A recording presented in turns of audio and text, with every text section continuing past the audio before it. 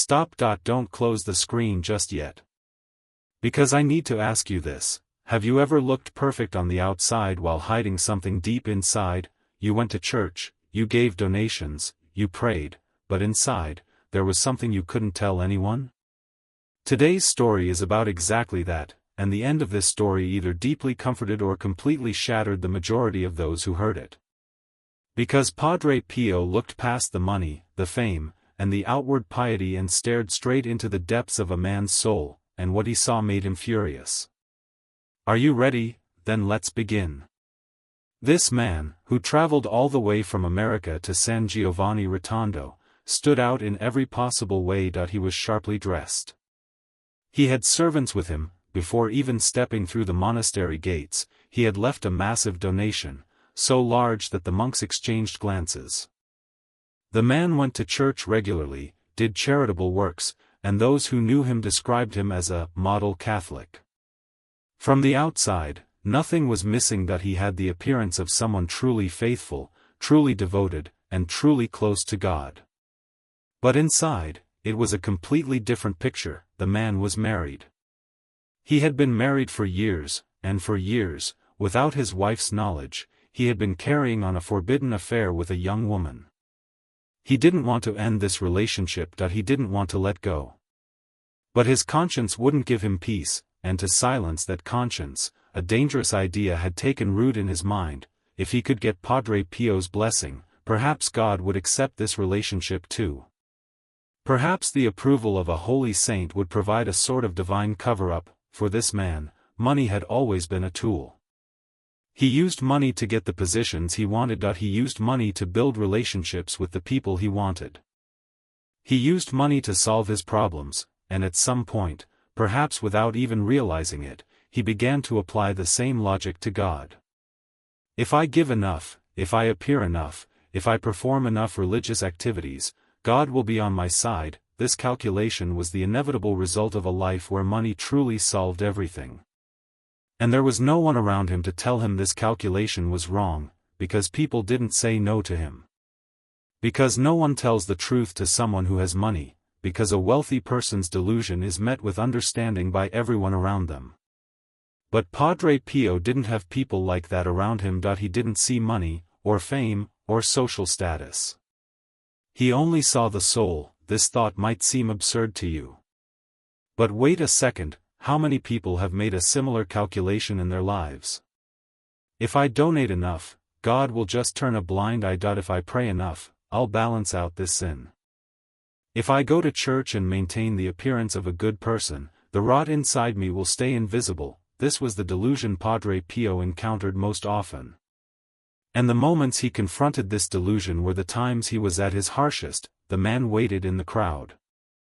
Padre Pio had celebrated the morning mass. He was tired, but he was attending to people one by one. It was the man's turn. Those with him tried to introduce him, who he was, where he came from, how much he had donated. Padre Pio acted as if he didn't hear them. The man leaned forward, reaching out to kiss the saint's hand. At that moment, Padre Pio pulled back. He turned his back on the man. His voice was sharp and cold. There is nothing I can do for you. Everyone froze.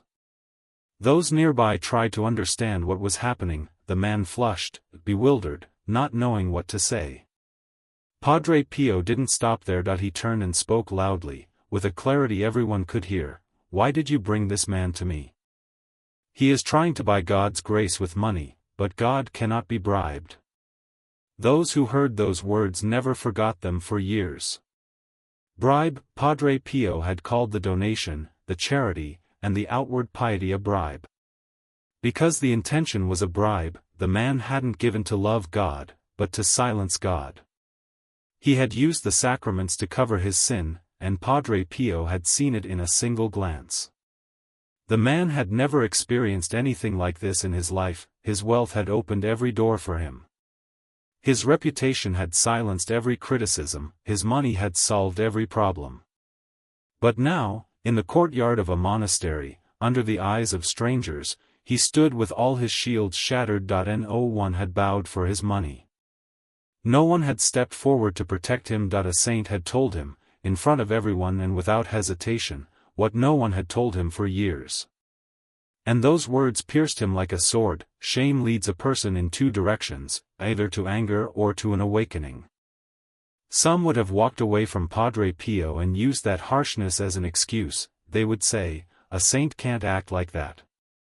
This is pride." But this man felt different. In his shame, he saw the weight he had been carrying for years with this level of clarity for the first time.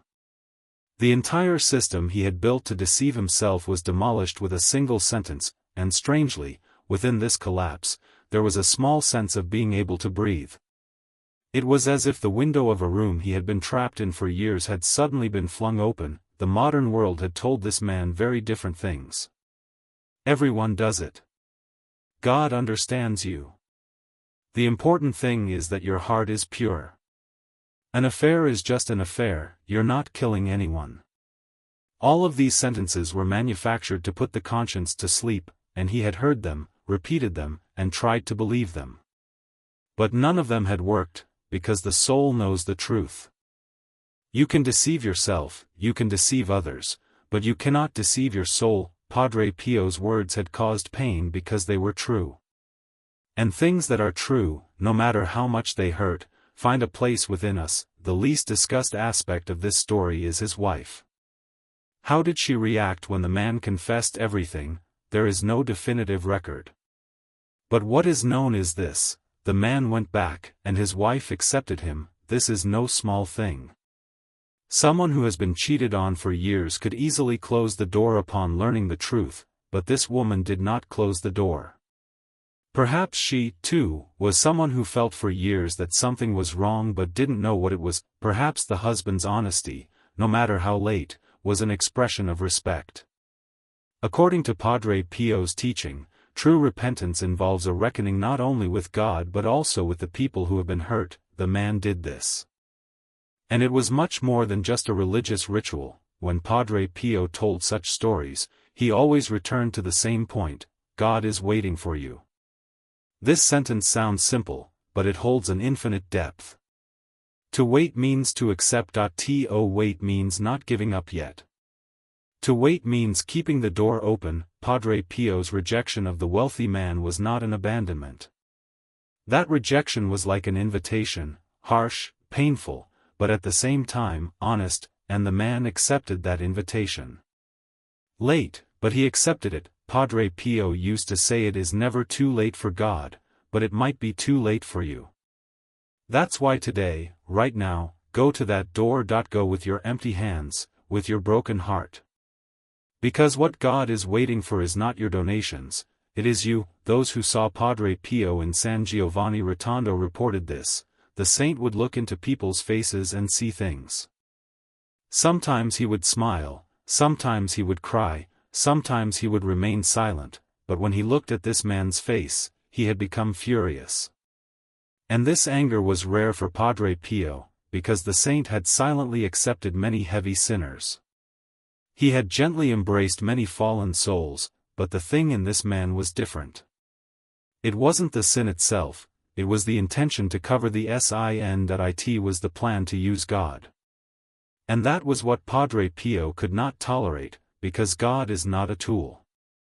Mercy is not a calculation tool, and the prayer of a holy saint is not a cover-up mechanism. Padre Pio's rejection was not a random outburst of anger. The saint had been harsh with many people throughout his life, but every time, there was a purpose.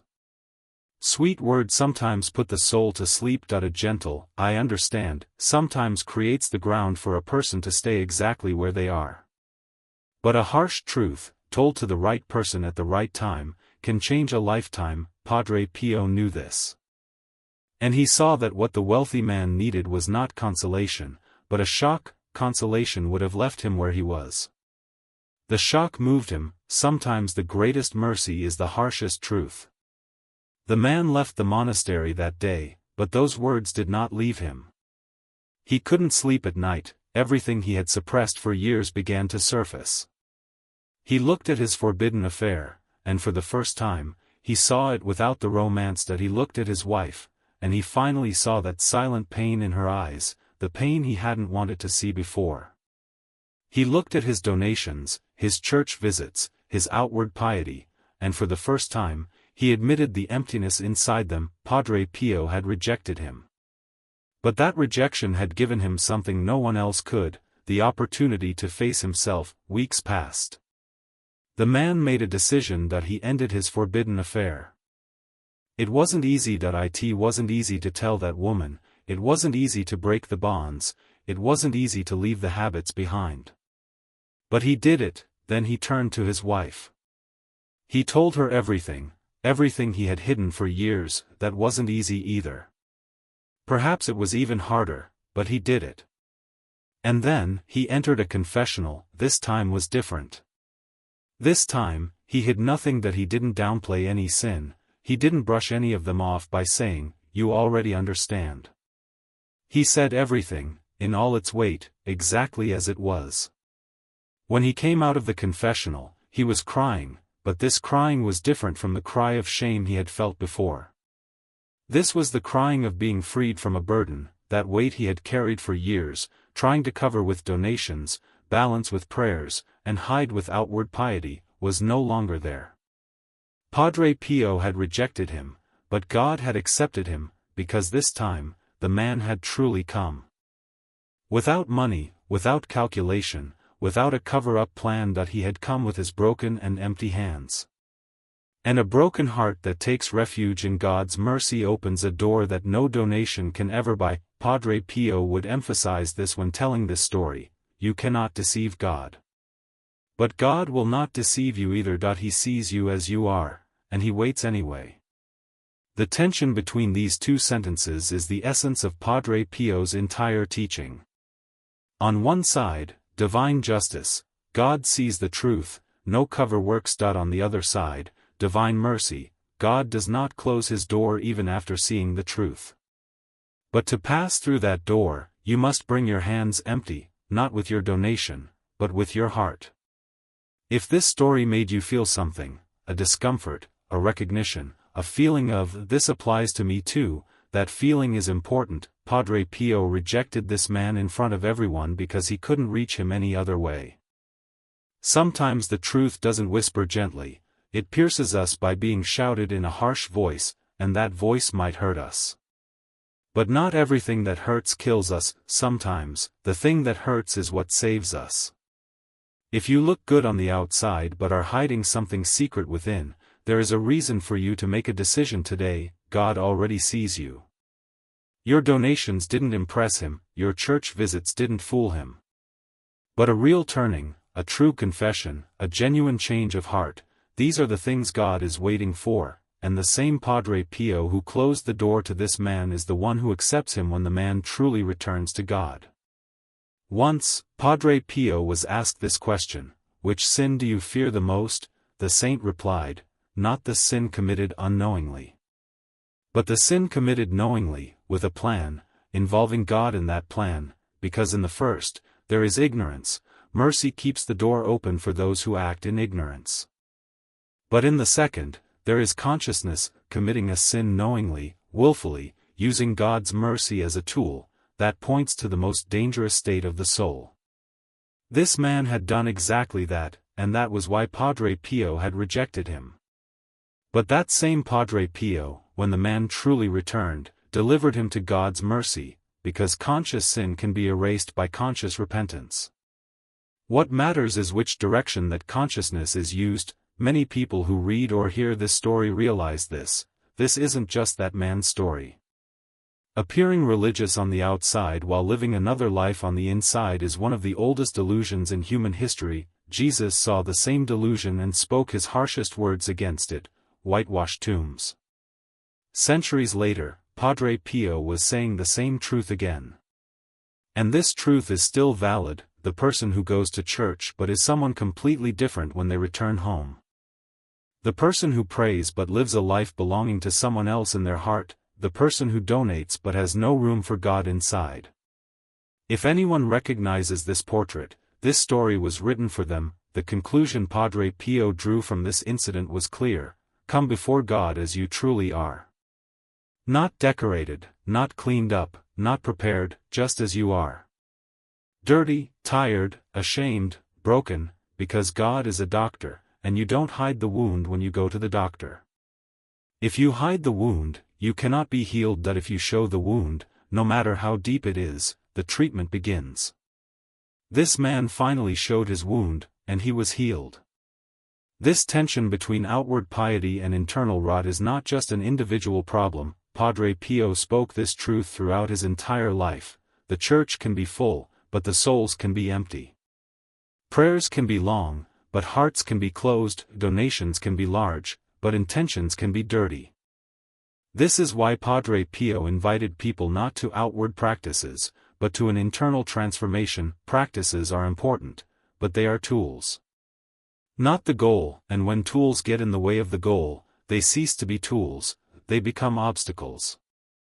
Every year, thousands of people came to San Giovanni Rotondo, and Padre Pio welcomed them all differently. He would listen to some silently. He would embrace some while weeping. He would guide some gently, and some, though rare, he would shake with a harsh truth. This last group was usually the group that needed it the most, because they were used to gentle words. Gentle words hadn't changed them, and Padre Pio saw this. His rejection of the wealthy man was not an accident. It was a treatment tailored to the man's soul. Harsh, painful, but exactly the treatment that was needed. Shame leads a person in two directions. This needs to be emphasized once more, because this distinction determines everything. If shame turns into anger, the person tries to justify themselves. They find Padre Pio harsh, they leave that monastery, they look for another framework for their sin, and they seem to find it. But the voice inside doesn't go silent. If shame turns into an awakening, the person listens to that voice honestly for the first time. And what that voice says is much heavier than the harshest word coming from the outside. This man chose the second path. And that choice changed everything. Tell us in the comments, how did this story affect you? Have you ever experienced this gap between outward piety and your inner world? How did Padre Pio's harshness make you feel? Your story might help someone else find their courage. May God protect you, and may the intercession of Padre Pio be upon you.